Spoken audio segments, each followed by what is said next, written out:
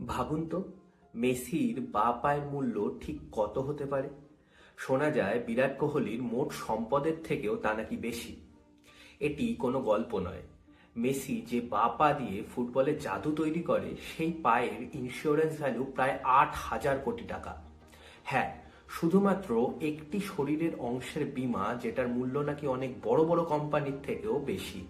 এই কারণেই বড় তারকারা শুধু খেলোয়াড় নন, তারা নিজেরাই একটি চলমান ব্র্যান্ড।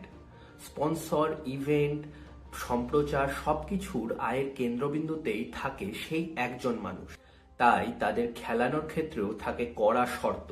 কত মিনিট খেলবে, কোন ধরনের মাঠে নামবে, কতটা ইন্টেন্সিটি থাকবে, সবকিছুই নির্ধারিত থাকে এই ইন্স্যুরেন্স কোম্পানির নিয়মে।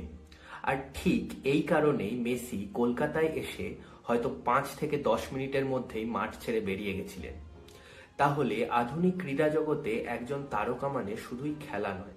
যুবভারতী ক্রীড়াঙ্গনে সেদিনকে যে অ্যাম্বিয়েন্সটি তৈরি হয়েছিল, সেটি হয়তো সেই ইন্স্যুরেন্স কোম্পানির নির্ধারিত নিয়মের বাইরের কিছু একটা।